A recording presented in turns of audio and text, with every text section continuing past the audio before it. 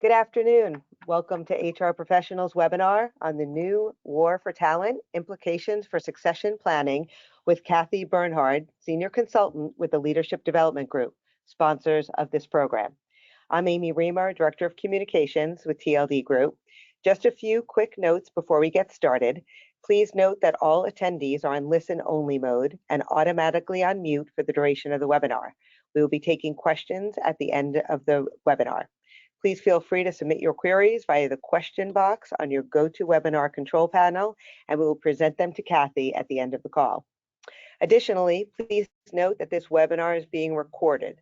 We will provide a link to the recording and all of the handouts for this and other sessions in this to all registrants in the coming days. We also want to mention that the session has been approved for 1 business strategy credit through Human Resource Certification Institute, HRCI, and through SHRM, the Society for Human Resource Management. We appreciate your attendance and hope that you find this webinar valuable. I'll now turn it over to Cynthia Thompson, editor and publisher for HR Professionals magazine, for a brief introduction. Hello, everyone. Thank you for joining us again for our complimentary webinar. This is going to be another great one. Thoughts on succession planning. We're so excited to have Kathy speaking this afternoon. We do want to just mention a couple of things. This afternoon, you will be receiving the credits as soon as Kathy completes her presentation, which is something you're not used to, but we are so fortunate that we were able to get the credits before the presentation today. So we will be able to pass those along to you. You will also receive a copy of the recording with some handouts. However, there will not be a PowerPoint with this presentation. So I know you guys are used to that, but I think you'll enjoy sharing the recording with your staff too. That will be very helpful. I want you to mark your calendars. Our next webinar will be June 24th at 2 p.m. and it will be sponsored by Argy Financial. Their topic will be Out of Survival Mode. It's a discussion about partners who had our back during the pandemic and those who didn't have our back. It'll be a very interesting discussion. We're excited to announce that you will also receive HRCI and SHRM credit for this webinar as well. Now I want to introduce you to our host today. Tracy Duberman is with Leadership Development Group. Hi, Tracy. Hi, Cynthia. Good to see you again. Good to see you too. Tracy is the founder of the Leadership Development Group, a global talent development firm supporting leaders, teams, and organizations across the health ecosystem. Duberman is a published author and recognized expert on leadership. Before founding TLD Group, she led the healthcare practice leader at a leading boutique executive coaching firm, and she was a senior consultant with the Hay Group. Earlier in her career, Duberman, excuse me, I have a lozenge in my throat, held executive positions in a variety of leading organizations, including Oxford Health Plans, Bristol Myers Squibb, and Memorial Sloan Kettering Cancer Center. Very impressive. Tracy, excuse me. Let me have a drink. Yes.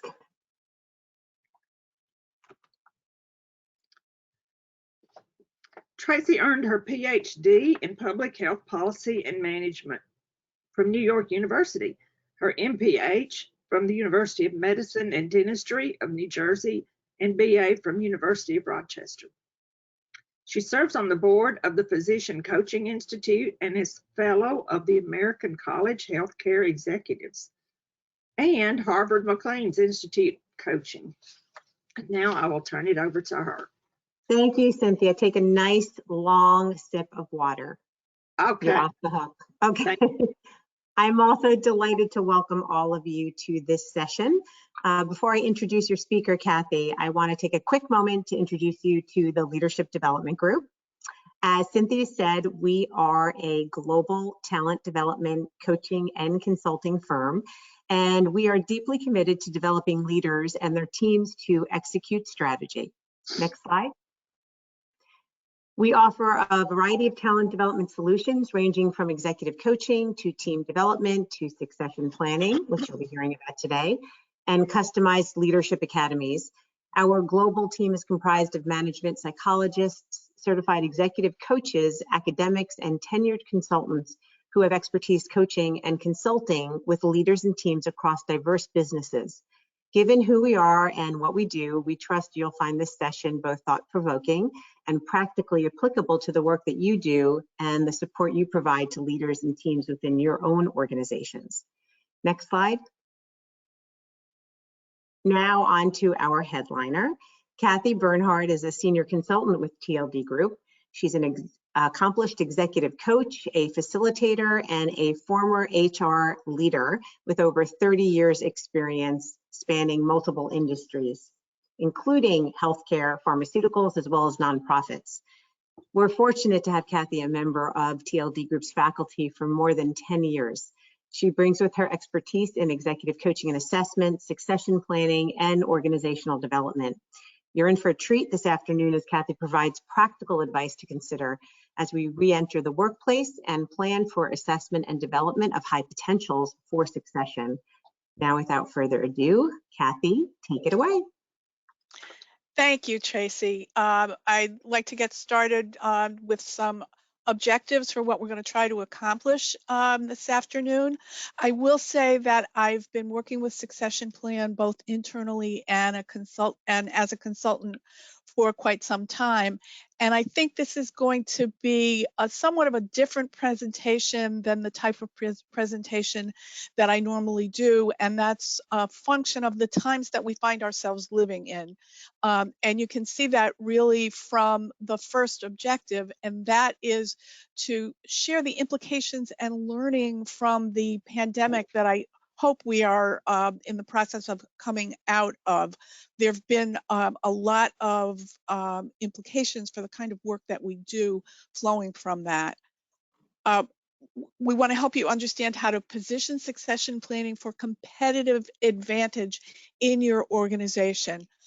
This is not simply an HR process. It's a business process, and it does have implications for competition as well.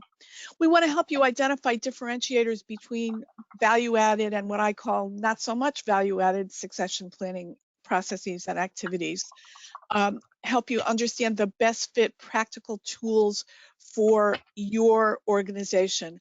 We recognize that you come from different industries, from organizations of different sizes, and therefore what works for one organization may or may not be the best fit for your organization. So we'll help you try to figure out where you are and how you can take your process to the next level, starting from wherever that may be along a continuum. I'd like to kind of get started with a polling question by asking you, what are you most concerned about post-pandemic? If it's attracting talent, then you want to answer number 1. If it's retaining talent, then you want to answer number 2. If it's developing talent, then you want to answer number 4. So we'll just take a minute to do that, and then Amy will let us know the results. We'll give people a few more seconds to Sure. answer the question.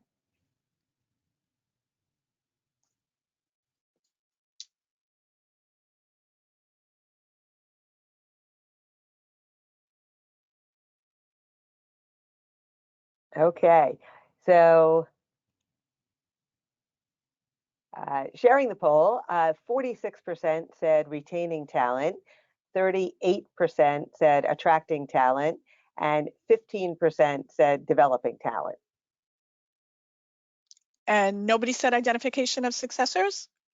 No. Interesting. Yeah, well, you know, that wasn't one of the questions. It was just the 3, attracting, retaining, and developing. Oh, okay. So, Okay. Yeah.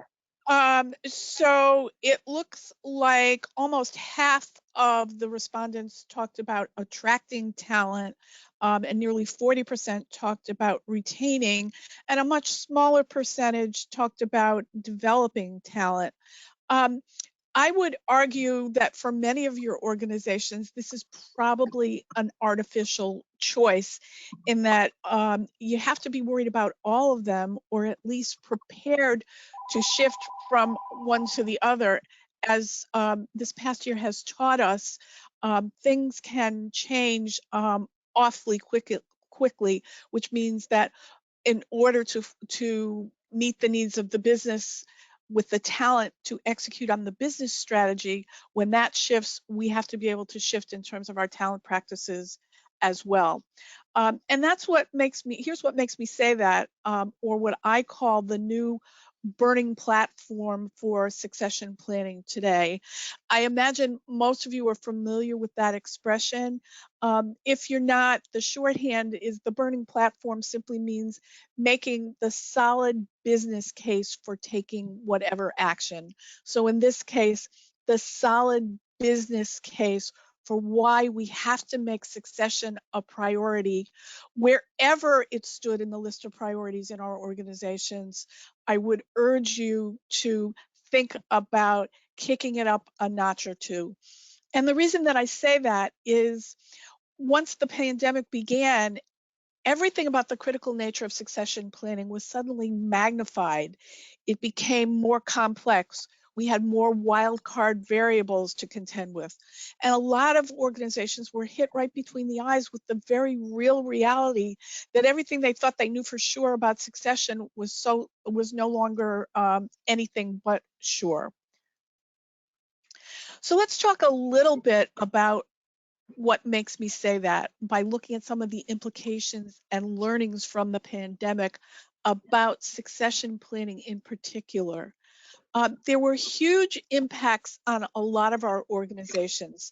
Again, not everyone was impacted in the same way, but many organizations were strongly impacted, some to a greater extent than others. But even if your organization was not one of those that was hit the hardest, I think all of us couldn't help but be hit between the eyes with thoughts of what could have happened to our organizations and just how quickly even everything can just change, because next time it could be us. So just some of the things that could have impacted our organizations.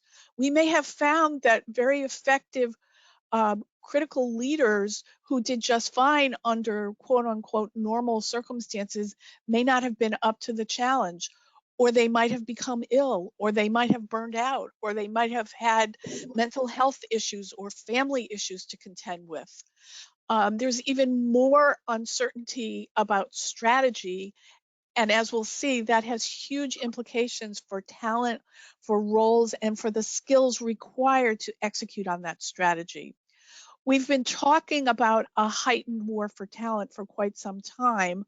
I think that is also being exacerbated, and that suggests that the companies that are going to win in the war for talent are probably going to have to put more emphasis on building rather than buying external talent, developing internal talent to a greater extent than maybe they did before. And it's also important to drive succession planning deeper into the organization, because all of these things that can have an impact at the senior most levels can also have an impact deeper into the organization.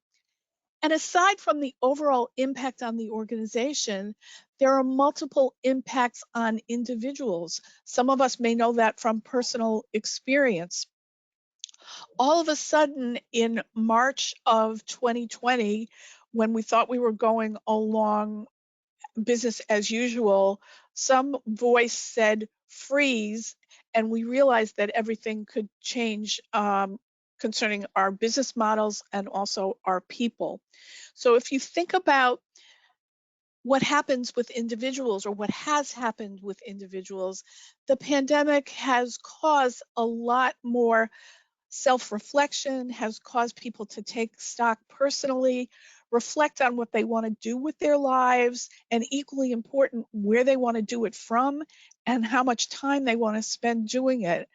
Also, concern at all levels about things like burnout. And I think the bottom line is the increase in introspection and self-reflection is just going to result in more turnover, in more churn in the marketplace, and that can certainly affect our succession planning efforts.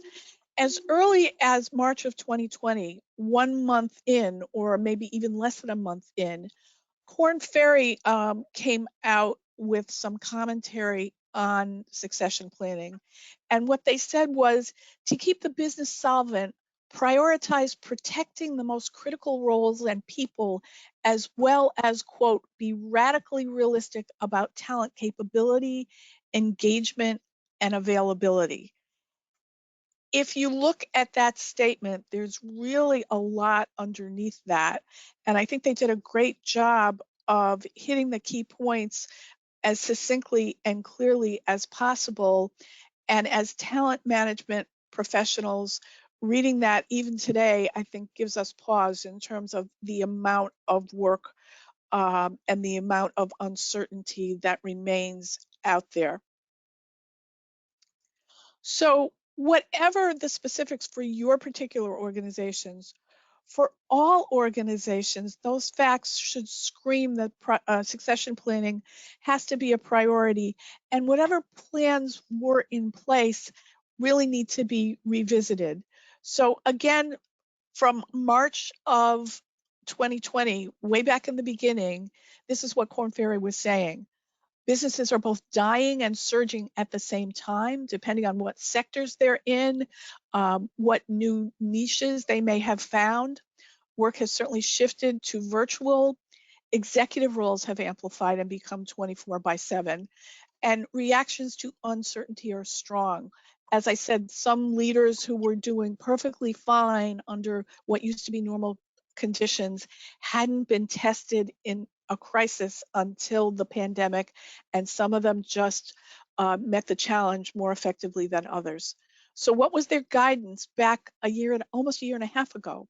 Prioritize the most critical roles and people to keep the business solvent.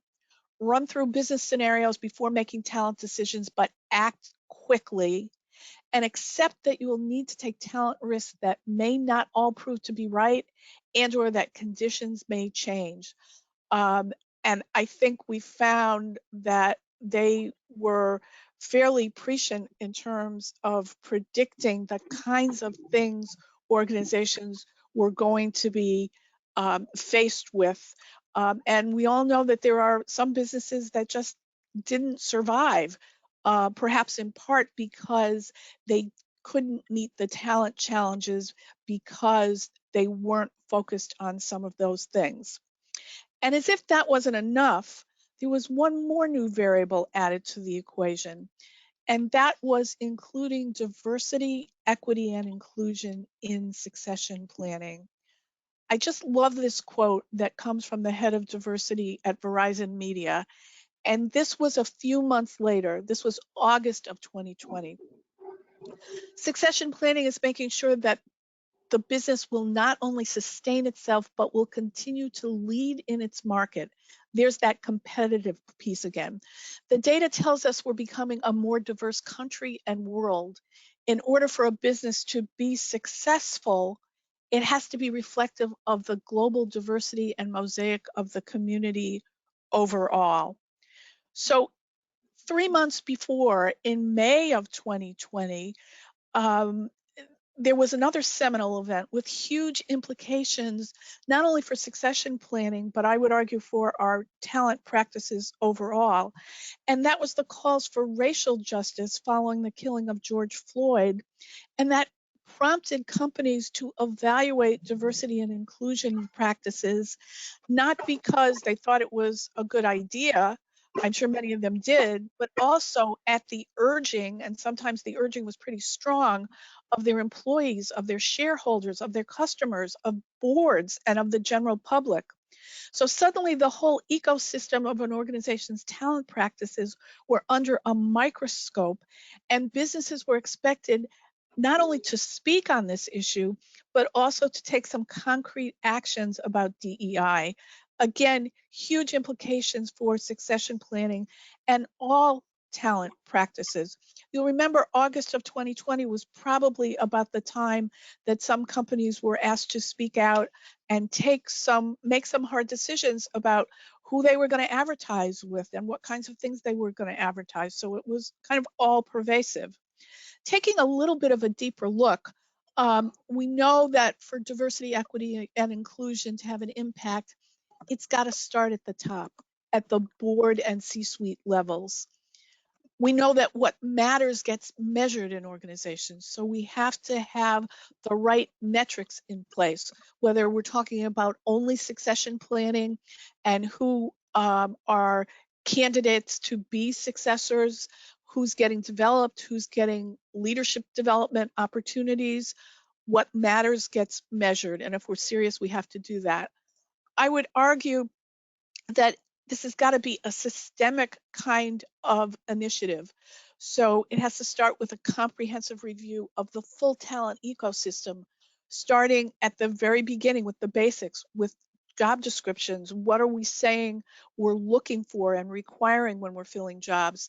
And where are we going about sourcing candidates, and what do our staffing processes look like?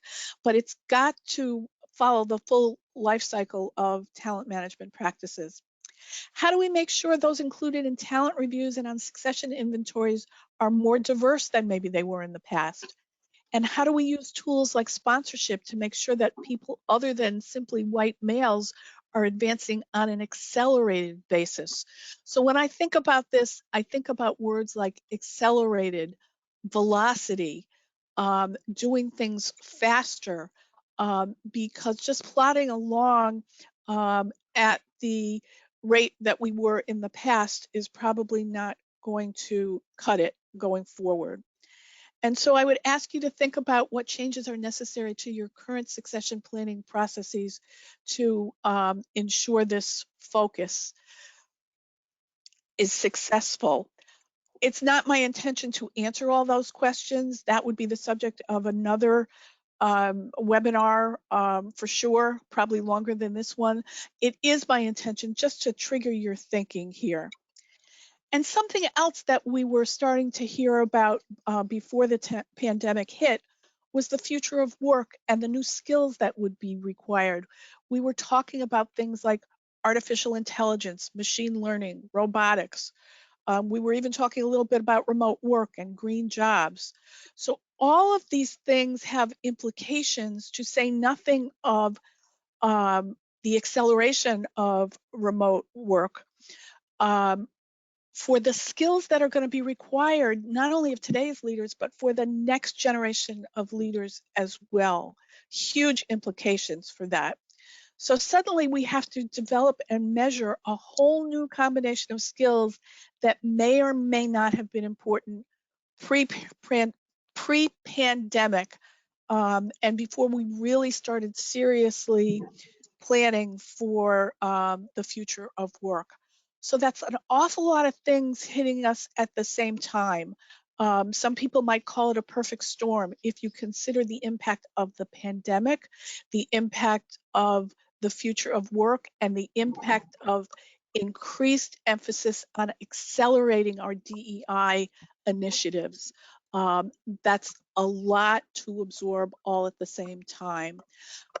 Experts may differ in terms of the list that they come up with, but this is a compilation that I kind of like of skills that are going to be required. Some of them we've tried to develop and pay attention to in the past, and some of them are somewhat new or have taken on an increased emphasis. Especially during the pandemic, we look at things like resilience, managing remote teams, dealing with complexity, humility and vulnerability, candor. Those are things that we've been talking about in terms of their importance. But I think if the pandemic taught us anything, it's that they took on increased importance in order to be successful coping with not only a crisis, but so much ambiguity and complexity. So what does that mean? it means more risks for our businesses. And again, some businesses, some industries were impacted more strongly than others, but succession planning in general is all about mitigating risk. And we knew from what we heard from CEOs and CHROs, our chief human resources executives in the past, that in response to survey after survey, most of them would say that they were not satisfied with the quality of their succession planning initiatives and programs before all these things hit. So imagine what happens now, and that's why I think the term burning platform is not an overstatement in any way. We really are at an inflection point where if we're going to win in the marketplace and have the talent to execute on the business strategy, we really have to do a better job of managing all these risks. Let's do another quick poll. I'm curious what succession planning is like in your organization. As you can see on the screen, answer 1 if it doesn't currently happen, 2 if it's just getting started and there's no accountability, 3 if it's kind of just an administrative effort owned by HR, or 4 if it's fully integrated into the business and business leaders are accountable for results. Great, and we'll give folks a few seconds to answer. Just a reminder that if people do have questions, they can submit those questions through the question pane, and we'll try and get to those at the end of the presentation. Terrific, thank you.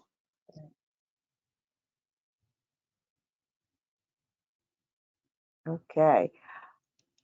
So the responses are that 33% are just getting started with no accountability, 31% doesn't currently happen, 20% administrative HR owns, and 16% fully integrated business owns with accountability.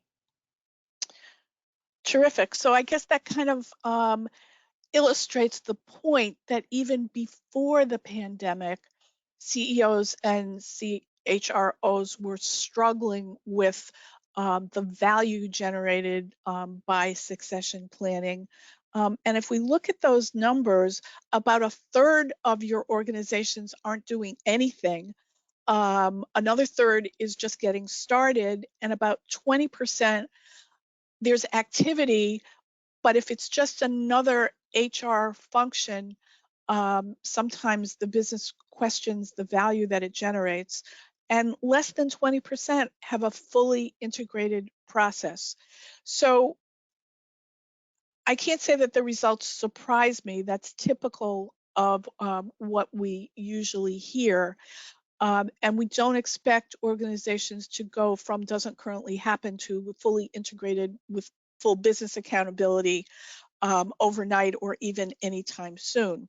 The challenge that I would put to you, though, is wherever you are, there are things that you can and should be doing quickly to take your programs that are in place to the next level. And if it's not currently happening, to at least get a head start.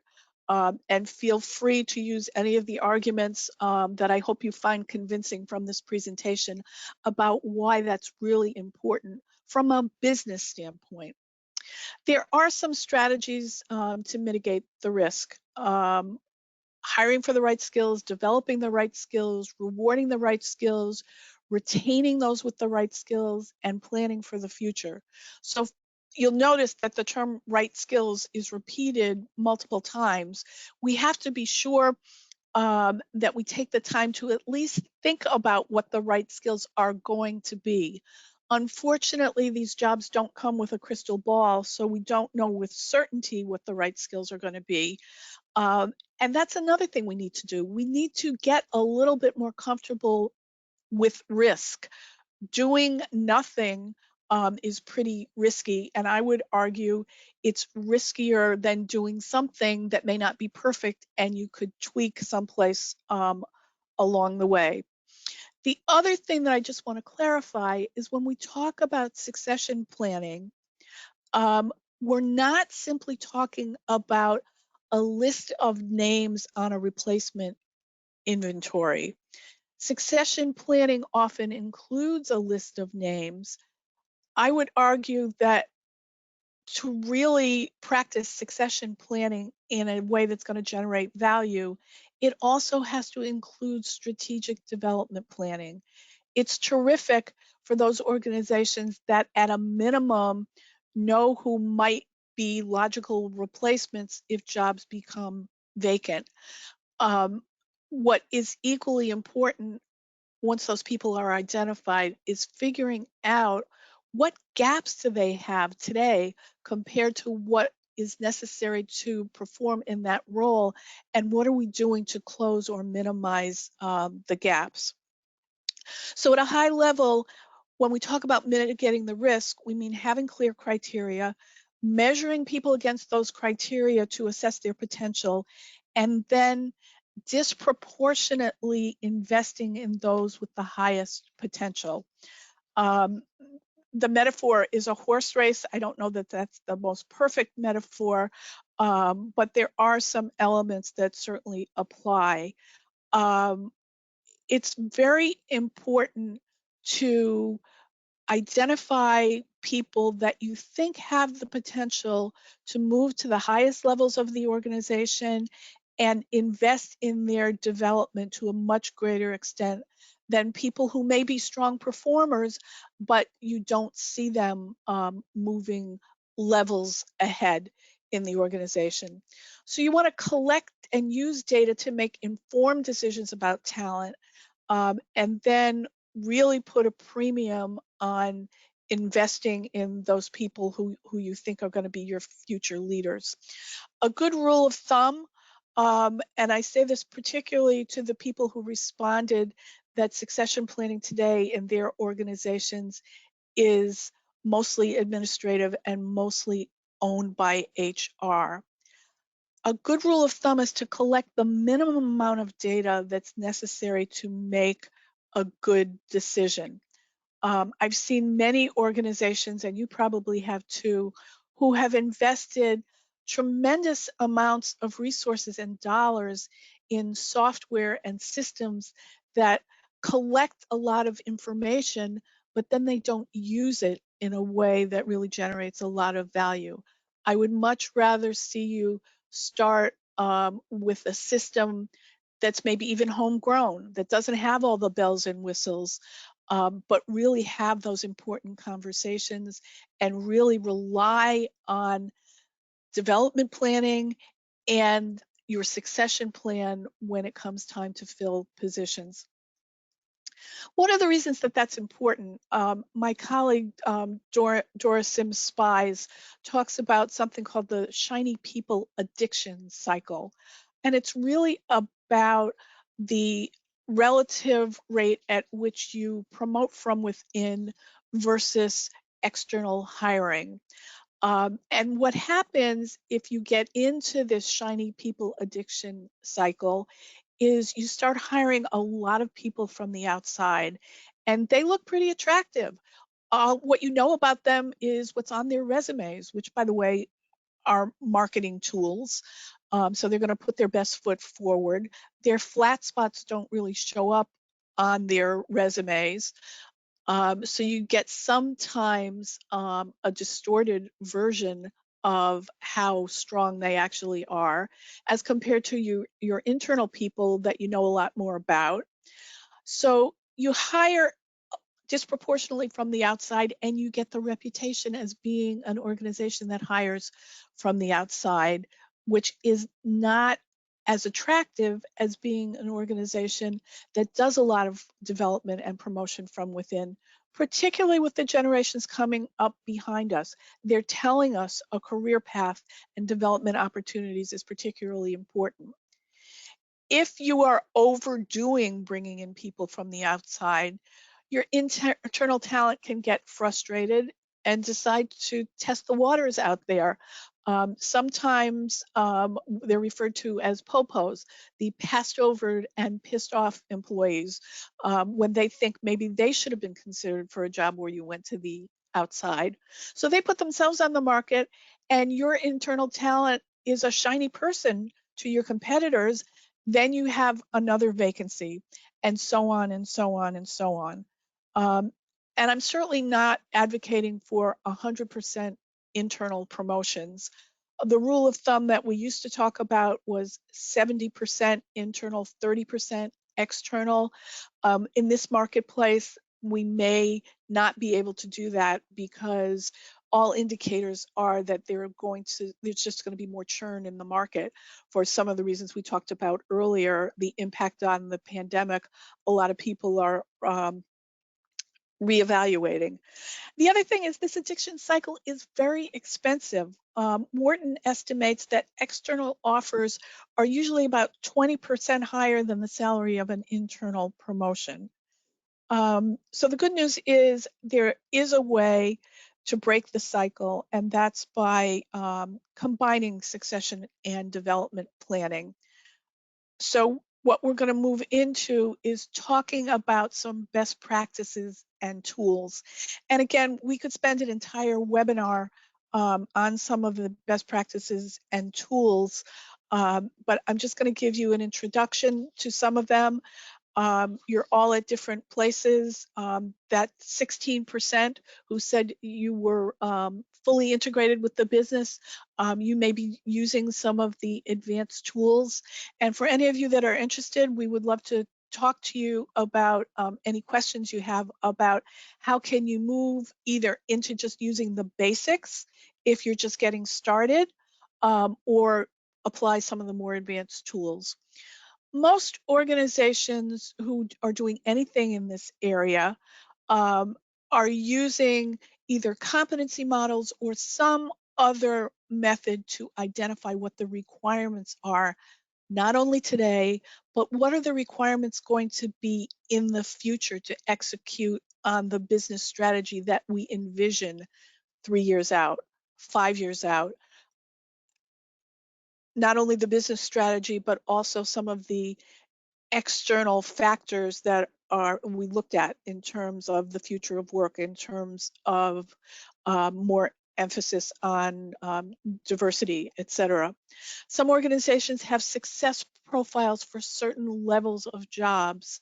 They collect data about individuals in terms of individual profiles. Some organizations plot performance versus potential on a 3x3 grid. They plot high, medium, and low performance against high, medium, and low potential, and then populate those cells. That gives you a very quick visual of what your talent bench strength looks like. And it also tells you a story in terms of where you may have some problems that need to be addressed. For example, maybe you don't have enough people who are high on both performance and potential. It also tells you where to invest your resources disproportionately. A talent review is a place to discuss all of that, and then individual development planning with monitoring so that we can address that, excuse me, we can address that accountability question. So those are sort of the basics to just get started. And then organizations who've been at this for a while do things like development and retention discussions, adding critical positions, not just leadership positions, but maybe special skills that are important for your business where those skills are in short supply, development resource guides to help with the development planning. They look at different kinds of succession risks through different lenses. Things like, is my biggest problem that I don't have successors? Or do I have successors and they're not ready? Or do I have successors that have a different portfolio of skills than what's going to be required down the road? Do I have people who have derailers? Derailers being things that get people into career trouble around here. Leadership pipeline churns and development roadmaps and experience grids are both more sophisticated ways of mapping what's necessary at different levels in your organization. So my message again is, wherever you are, think about what can you do with a lot of velocity on an accelerated basis to take where you are today to the next level as quickly and as effectively as possible. And Amy, let's go to the last poll. And that's about talent reviews, which we said was one of the basic tools for succession planning. Do you have them? Answer number one, if you don't. Answer number two, if yes, you have them, but they don't really create much value. Answer number three, if you have them and they're getting better and better, they generate more value each cycle. Or four, if yes, and they always generate significant value for your organization.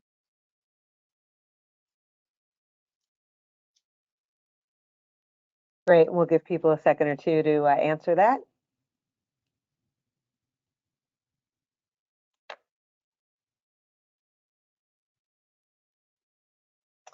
All righty. So 44% said no, they do not have them, with 32% saying yes, but they don't create much value. 18% saying yes, and they generate more value each cycle, and 6% saying yes, they always generate significant value. So that would suggest that with almost half, 44% saying that they don't do them, and 32% saying we do them, but they don't add much value, that's about 3/4 of you, that would suggest a huge opportunity. I would certainly advocate for starting as simply as possible, and maybe with some pilots. Don't try to do everything all at once. Get out there and do something. Take a step back and identify some lessons learned, and then start to roll it out further in the organization. In most organizations, and you probably know who these people are, there are executives who will probably be better champions than others, and that's probably the best place to start. For those of you who haven't started, this is the place where all that data that should be collected gets discussed and some decisions are made. I think what happens in those organizations where about a third of you are doing them and you're saying they don't really generate that much value, part of the reason may be is that not a whole lot happens in between talent reviews. The way to get them to generate value is to make some action-oriented commitments about what's going to happen between now and the next review.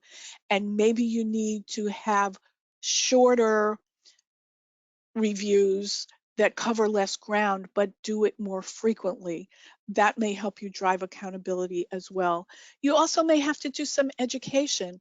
We shouldn't assume that people are born knowing how to develop people as their successors. So we may have to help them to do that.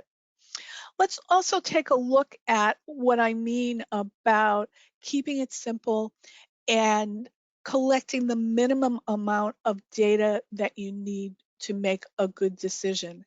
This is a format that I happen to like, used and developed by one of our clients. Excuse me. It does not come from any fancy software, even though it looks like it could. It's a homegrown PowerPoint slide that they populate themselves.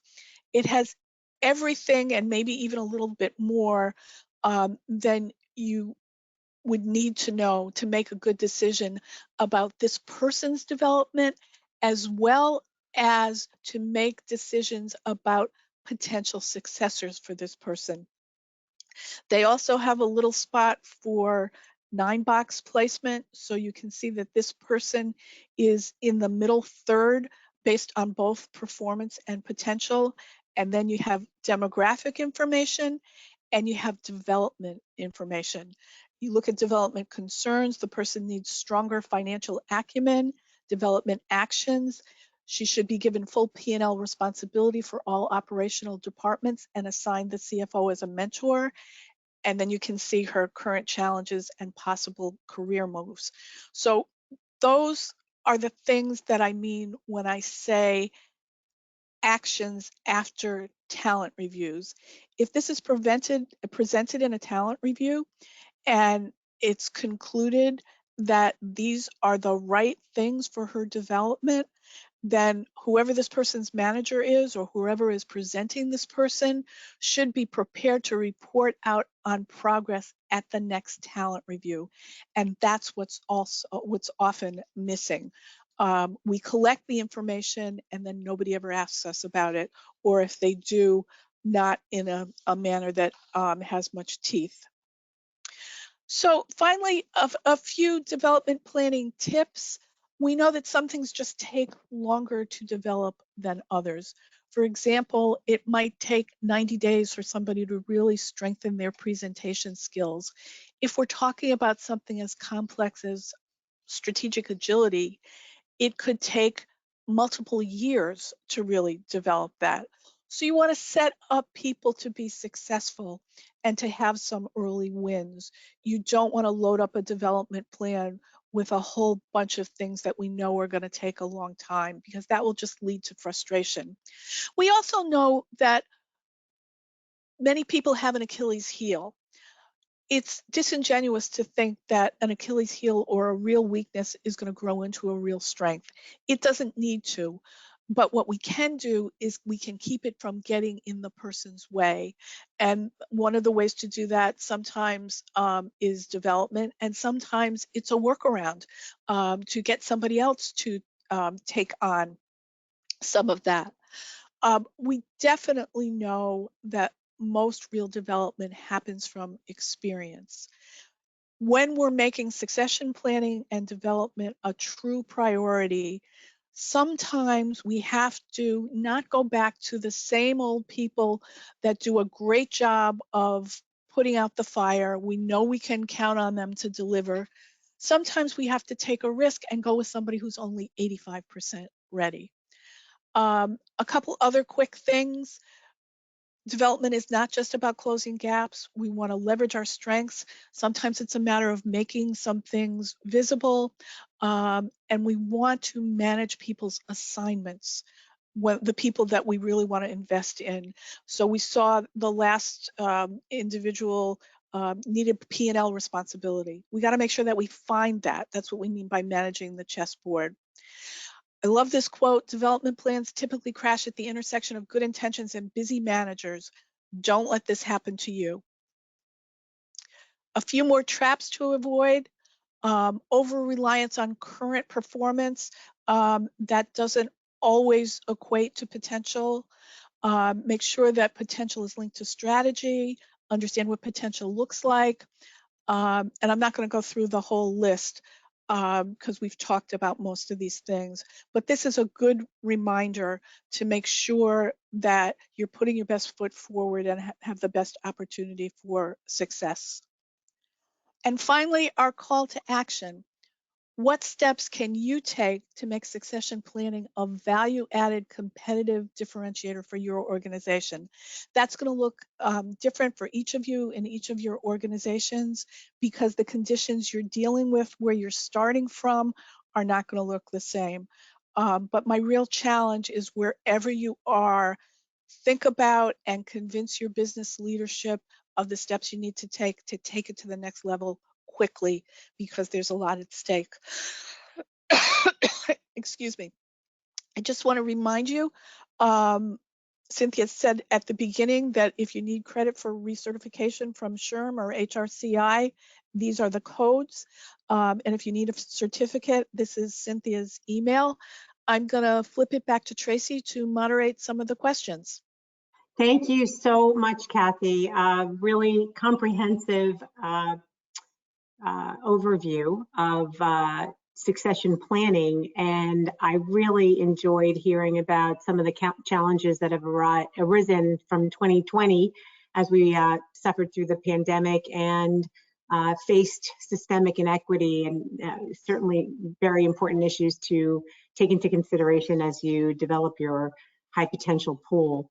We had several questions that came in during your presentation. So the first I'd like to just remind the audience that there is a handout in the dashboard, which is the sample development plan that you talked about during your presentation. So I wanted to let everybody know that that's there for their perusal. So the first question, Kathy, is what are best practices for succession planning in organizations with shallow hierarchies or with new leaders where there may not have been immediate opportunities for promotion into a new position, but we still want to maintain a pool of high potential talent? That's a really good question, and a lot of our organizations are faced with that because organizations are getting flatter and flatter and have fewer layers.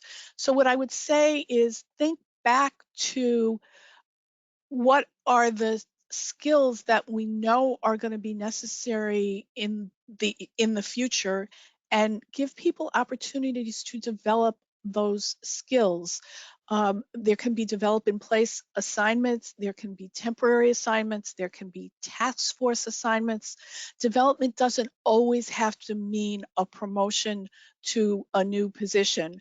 Sometimes it can be lateral. Or, as I said, develop in place. But I would think about experience. We know from the research that 70% of development for leaders comes from experiences. So we can do things to up the octane in their current jobs if we don't have the opportunity to give them promotions as soon as we might like to. And I think that's a real challenge a lot of organizations are facing today. Thank you for the question. Excellent. The second question is, how can we create more accountability for succession planning and related execution of development plans? So I guess I come back to, remember there was a slide that says what matters gets measured. We have to start at the top of the house. If we see that our C-suite executives are doing the right things in terms of development, then it's much more likely that others will follow suit. In addition, this whole idea of accountability after the talent review. There are a lot of organizations that have great discussions about people's development, but they don't do anything about it in between the discussions. So that's a role for HR, not to be the HR police, but to support development with things like development resource guides, with things like keeping track of who needs what kind of assignment. Sometimes you and HR know about a task force in a division or a leave of absence coming up that might be a fantastic experience for somebody in another division. We have to do some education, and I think HR can provide, can be a tremendous resource in making that happen. Also, we need to be the advocates for making the business case for why this is so important to the business.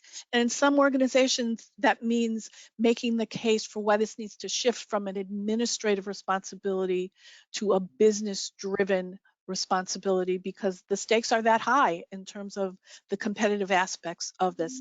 If you don't have the talent to execute on the strategy, your business is not going to be successful. Don't we know that? Related question as it relates to HR's role. My organization tends to focus on weaknesses and areas of development during talent reviews. It leaves everyone feeling very negative post-meeting. Any advice for flipping the script? Yeah, that's a really good question. And I alluded to this just briefly, but maybe it would help. There are some instances where somebody's strengths can really be leveraged in order to help them strengthen their development needs. So for example, if someone shies away from conflict or doesn't do a good job stepping up to conflict, and they happen to have really strong listening skills, they can leverage those listening skills to their advantage to help them deal with conflict. And I agree with you, to just have a talent review that ends up being a finding fault session is not necessarily going to be that productive.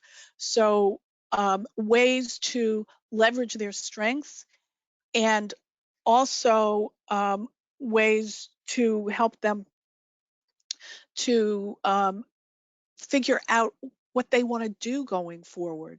To talk about ways that we can really get our arms around people. All leaders have flat spots. There's research that tells us that even the strongest leaders really only have 3 or 4 signature strengths. So maybe if you can get some of your leaders to talk about their strengths and their development needs as well, that could also be helpful. Thank you. You mentioned that talent that goes outside of the organization typically will get a 20% increase in pay, and internal promotions typically get 10%. Do you have an opinion or a best practice related to internal promotions so that the external job is not overly attractive? That's an interesting question, and I don't think there's a one-size-fits-all response, other than to be aware that, and I think that research came from Wharton, that said that there was almost a 20% difference in the external offer. I think you have to look at internal equity in your organization, and you have to be mindful of compression. Nothing is more demoralizing than, and also I would say you have to assume that nothing is a secret, even though people are not supposed to talk about their salaries. But nothing is more demoralizing than finding out that somebody coming from the outside is making more money than somebody who's been there doing a fine job at the same role for a long time. So I don't think there's any one size fits all or rule of thumb, but it is important to take a look at those factors. Mm-hmm. Another question is, given the war for talent, how do organizations proceed with retaining good performers who are not necessarily headed towards higher level roles? So that's really important. That's the difference between what I and some other people call high potentials versus high professionals. Sometimes high professionals are the backbone of your organization, whatever industry you happen to be in. They're your subject matter experts. And sometimes they look for different things. If they're highly technical people, they want to go to conferences. They want their research to be underwritten. They want an opportunity to share the things that they're working on with others in the organization. So one question that I think sometimes organizations are afraid to ask, we referenced retention and development discussions, is to actually ask people, what would cause you to listen to a call or take a call from a recruiter? You might be surprised at what people tell you. Now, when you ask that question, you want to make sure that it's clear that you may or may not be able to address the person's concern, but you have a better chance of addressing it if you know what it is. Because people who are what I call high professionals versus high potentials sometimes have a very different set of wants than people whose career aspirations are to kind of climb the career ladder. Thank you. Sure. So we have time for one last question, Kathy, and I'll thank you in advance. This last question is, how are companies balancing their new DE&I initiatives with identifying those in the talent pool to be successors? So I'm not sure I understand the question. How are they balancing DE&I with initiatives? I'll try to interpret the question, although I would ask the individual that wrote it if you want to chat more maybe some clarity around it. But I am interpreting it as you have DE&I, let's say, standards that you're trying to meet within your organization, bringing people into the high potential pool that represent diversity, diversity in terms of perspective and gender, et cetera. How do you balance that with talent pools? How do you make sure you've got the right people in the talent pool? Yeah, it's an increasing challenge. It's been a challenge for a while, and I think a lot of organizations have given lip service to it or not made it a priority. The words velocity and acceleration come to mind. Organizations need to be able to do both things at the same time. They need to make sure that they are developing everyone in the pipeline, including diverse candidates, for those new leadership skills that are going to be required. So there's a lot of catch up that has to be played, and it's got to be a high priority to be able to not only bring more diverse candidates into the organization, but make sure that they really are being developed and included. Not a small challenge. Organizations, I think I mentioned, have done things like sponsorship programs, sometimes mentoring programs, but some extra effort is going to be required in order to make up for some of the inequities of the past. Excellent. Thank you very, very much, Kathy. You've answered a lot of questions, obviously a lot of interest in the topic. Everyone will be receiving a post-webinar survey. And in that survey, we've posed a few questions for your consideration specific to the ways in which your organization is currently using succession planning that will help us in terms of some of the research we're doing. So please take an opportunity to respond to the survey. And you have the codes here, so please submit those codes for your SHRM and HRCI certifications. Thank you so very much, Kathy. We look forward to seeing you again soon. Thank you, everyone.